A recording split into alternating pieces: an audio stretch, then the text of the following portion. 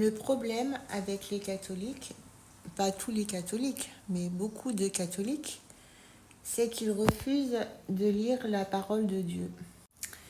Ils préfèrent lire la biographie ou des écrits des saints, ou alors certains textes de la parole de Dieu sur des feuilles de calendrier, mais ils négligent de faire une étude personnelle de la Bible. Donc les catholiques ne sont pas très enseignés dans la parole de Dieu. J'en ai fait l'expérience quand j'étais petite, que le catéchisme n'était vraiment pas suffisant. Et en plus, moi j'ai un mauvais souvenir du catéchisme, parce que la seule chose que j'ai retenue, c'est les bébés qui ont été massacrés par Hérode, et plus tard une autre fournée de bébés qui a été massacrée par le pharaon. Donc je me demandais ce que c'était que ce Dieu qui tuait les bébés. Et j'avoue que ça me torture encore un peu aujourd'hui. Mais bon, maintenant je pense que les bébés et les enfants qui sont morts avortés auront un statut spécial dans le ciel, dans l'éternité. Et probablement qu'ils resteront dans un statut d'enfant, puisqu'ils n'ont pas eu le temps de faire un choix, ils n'ont pas eu le temps de passer par une repentance et une vraie transformation pour devenir des adultes. Donc, il me semble d'ailleurs que j'ai entendu ça quelque part, que les anges se chargent d'éduquer ces enfants, mais qui resteront des enfants. Et c'est peut-être mieux pour certains d'entre eux que de vivre toute une vie dans le péché, et si ça se trouve, de même pas se repentir.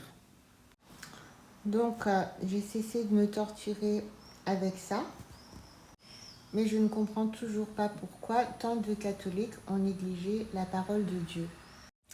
Bon, ma mère avait quand même mis une Bible dans les toilettes. Je trouvais assez bizarre. Je ne trouve pas que c'est le meilleur endroit pour lire la Bible. Mais bon, je l'avais ouvert quand même une fois, puis j'étais tombée sur un récit d'Amalek ou je ne sais pas trop quoi, de l'Ancien Testament. Puis je me suis dit, mais c'est quoi ce livre-là? Et je l'ai fermé et je me suis dit, non, vraiment, il n'y a rien d'intéressant dans ce livre.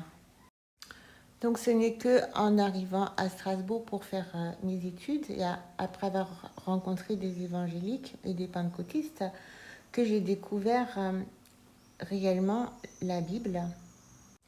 Donc je dévorais surtout les évangiles, je détestais les psaumes et l'Ancien Testament, j'aimais pas trop. Donc j'ai eu des clés pour comprendre l'Ancien Testament grâce à un livre écrit par Daniel Hébert, qui était pasteur à l'église de Pentecôte à l'époque, et qui expliquait très bien l'histoire des juges de l'Ancien Testament. Et j'ai pu comprendre quelles leçons on pouvait tirer au travers de toutes ces histoires de l'Ancien Testament grâce à ce livre. Petit à petit, j'ai appris à aimer les psaumes. Et aujourd'hui, c'est mon livre préféré. Et maintenant, j'aime toute la Bible, là, vraiment. Même le livre de Job, qui est bien plus savoureux qu'on l'imagine parfois. Alors, je ne comprends pas pourquoi les catholiques négligent-ils tant la Bible et pourquoi les gens en général négligent-ils tant la Bible et mes enfants en premier. C'est dommage et j'espère qu'il va y avoir un déblocage, un déclic quelque part. Comme moi, j'ai vécu un déblocage et un déclic à un moment donné pour réaliser à quel point la parole de Dieu est féconde.